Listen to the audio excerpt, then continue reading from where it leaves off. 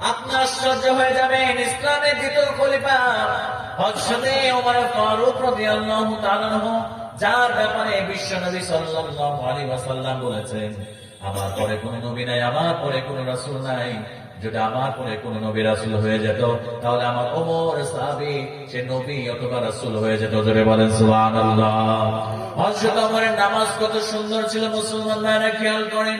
হযরতে ওমর ফারুক রাদিয়াল্লাহু তাআলা আনহু এমন যখন তিনি খলিফার দায়িত্ব পালন করছিলেন, এমন সময় আবু লু'লু আল মাজুসি নামক একজন হিন্দু, একজন ইহুদি, তিনি আবু লু'লু আল মাজুসি, তিনি এসে হযরত ওমরের কাছে কমপ্লেন করলো, ও ওমর, আমার যিনি মনিব রয়েছে, আমার যিনি মালিক রয়েছে, আমি খঞ্জর বানাইতে পারি, ছোট্ট ছুরির নাম হলো খঞ্জর, এই খঞ্জর বানাতে পারি। তখন মদিনার মধ্যে, মক্কার মধ্যে ওইটা খুব দামি একটা জিনিস ছিল, ওইটা জিহাদের ময়দানে কাজে লাগতো, ওইটা যে কেউ বানাতে পারতো না।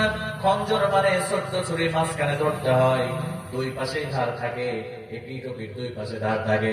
এবার আবু লু'লু আল মাজুসি এসে ওমরের কাছে বিচার দিল, ও ওমর, আমার একটা বিচার করে দেন, আমি খঞ্জর বানাতে পারি, যত টাকা ইনকাম করি, আমার মালিক, আমার মনিব আমার টাকার সবটুকু প্রায় নিয়ে নেয়, আমাকে অল্প কিছু টাকা দেয়।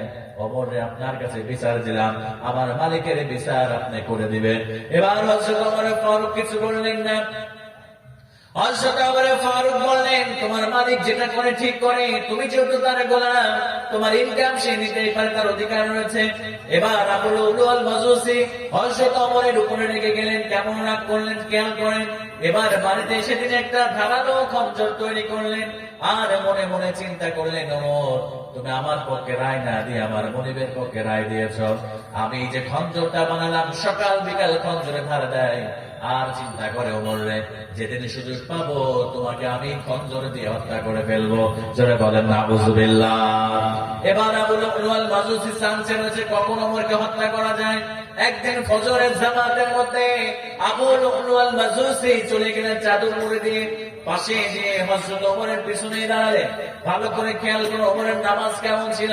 এবার আবু লু'লু আল মাজুসি হযরত ওমর ইমামতি করবেন, ওমরের পিছনে দাঁড়িয়ে গেলেন। দাঁড়ানোর পরে মাথার মধ্যে একটা চিন্তা, ওমর যখন নামাজ শুরু করবে, এই খঞ্জর দিয়ে ওমর কেমন করে আঘাত করব, যাতে করে ওমরকে আমি হত্যা করে ফেলতে পারি। আমার মুসলমান ভাইরা, এবার মুয়াজ্জিন ইকামত দিয়ে দিল।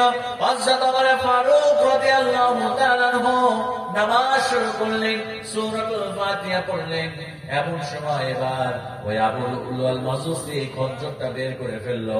খঞ্জরটা বের করার পরে এবার হযরত ওমরকে উদ্দেশ্য করে তিনটে স্টেপিং করলো, তিনটা কোপ দিয়ে দিল, একটা পিঠের মধ্যে দিয়ে দিল, একটা বুকের মধ্যে দিয়ে দিল গলার কাছে, আর একটা পেটের মধ্যে একটা পোজ দিয়ে দিল, একটা স্টেপিং করে দিল। আমার মুসলমান ভাইয়েরা, হযরত ওমর ফারুক রাদিয়াল্লাহু তাআলা তখনও নামাজ ছাড়েন নাই। নামাজ না ছেড়ে এবার পিছন দিক থেকে একজন সাহাবী যে ইমামতি শুরু করলো, ইমামতির দায়িত্ব নিয়ে ফজরের নামাজটা শেষ করলো। এবার হযরত ওমর ফারুক রাদিয়াল্লাহু তাআলা কেমন করে আঘাত করা হয়েছিল, আবু লু'লু আল মাজুসি এমন করে আঘাত করেছিল, হযরত ওমর ফারুক রাদিয়াল্লাহু তাআলার পেটটা কেটে ভুঁড়িগুলো বের হয়ে গেল। ও আমার মুসলমান ভাইরা, অজ্ঞান হয়ে পড়েছিল। এবার কিছুটা জ্ঞান ফিরল। জ্ঞান ফেরার পরে হযরত ওমর ফারুক রাদিয়াল্লাহু তাআলার মুখের মধ্যে নাবিজ দেওয়া হয়, খেজুরের রস দেওয়া হয়। এই পেট এমন ভাবে পেটটা কেটে গিয়েছিল, নারী খুলিগুলো কেটে গিয়েছিল, নারী দিয়ে খাবার গুলো বের হয়ে যেতে শুরু করলো। এমন সময় হযরত ওমর ফারুক রাদিয়াল্লাহু তাআলা নিজের ফ্যামিলির কথা বলেন নাই, নিজের সন্তানের কথা বলেন নাই, নিজের বাবার কথা বলেন নাই, নিজের ক্ষমতার কথা বলেন নাই, বলে নাই আমাকে তাড়াতাড়ি হাসপাতালে নিয়ে চলো, উন্নত চিকিৎসাতে আমার বাঁচতে হবে। ও আমার মুসলমান ভাইরা, হযরত ওমর ফারুক রাদিয়াল্লাহু তাআলা যখন জ্ঞান ফিরে গেলেন, সঙ্গে সঙ্গে হযরত ওমর ফারুক রাদিয়াল্লাহু তাআলা সঙ্গে সঙ্গে বলতে শুরু করলো। যখন জ্ঞানটা ফিরল, দুনিয়ার কারোর কথা বললেন না, সম্পদের কথা বললেন না, ক্ষমতার কথা বললেন না।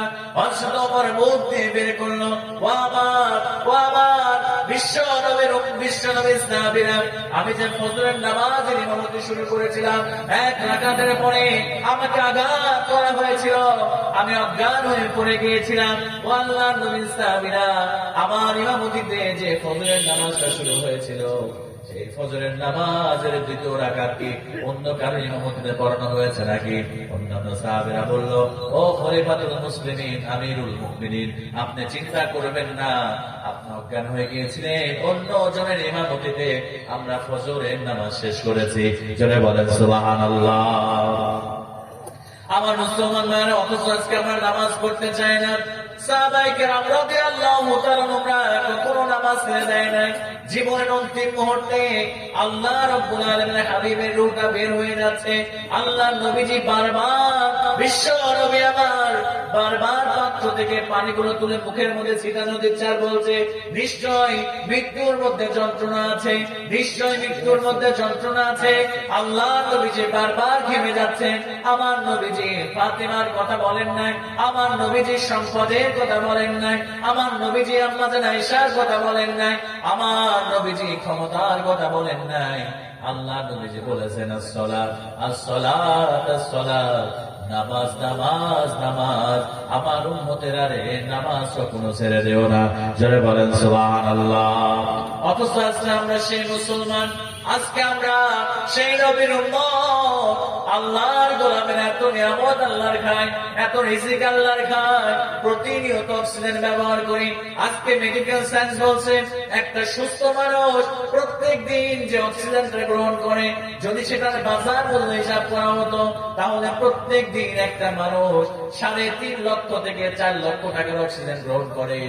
আমার মুসলমান ভাইরা, আপনার রিজিকের কোনো টেনশন নাই। আল্লাহ রাব্বুল আলামিন হাজার রকমের রিজিক আপনার জন্য তৈরি করে রেখেছে, অক্সিজেনের ব্যবস্থা করে দিয়েছে। অথচ আমরা নাফরমান বান্দাগুলো, আমরা নামাজ পড়তে চাই না, আল্লাহর কদমে আমরা সিজদা দিতে চাই না। কথা বলে ঠিক কিনা? আমরা এমন নাফরমান বান্দা হয়েছি, নামাজ আল্লাহ ফরজ করে দিয়েছে, অথচ এই মুসলমানেরা 5 ওয়াক্ত নামাজ পড়তে চায় না। আল্লাহর কসম করে বলে যায়, প্রিয় ভাইরা ভালো করে খেয়াল করেন, আল্লাহ রাসূল বললেন, আউয়ালু মা ইউহাসাবু বিহিল আবদু ইয়াউমাল কিয়ামাতিস সালাহ। আপনি যতই দানশীল ব্যক্তি হন না কেন, আপনার যতই টাকা থাক না কেন, আপনি যত বড় ব্যক্তিত্ব সম্পন্ন মানুষ হন না কেন, আপনি যদি নামাজ না পড়েন, আল্লাহর কসম করে বলছি, আল্লাহ আপনাকে জান্নাত দিবে না, দিবে না, দিবে না। কথা বলেন ঠিক কি না? জান্নাতে যাওয়া কখনোই সম্ভব নয়। আপনি কি মনে করেছেন জান্নাত এটি এমনি পাওয়া যাবে না? এটি পাইতে হলে আপনাকে নামাজ পড়তে হবে। কারণ নামাজ যদি একজন বান্দা পড়ে, তাহলে তার জীবনে আর কোনো পাপ, আর তার জীবনে আর কোনো অন্যায়, আর তার জীবনে আর কোনো অপরাধ কখনো সংঘটিত হওয়া সম্ভব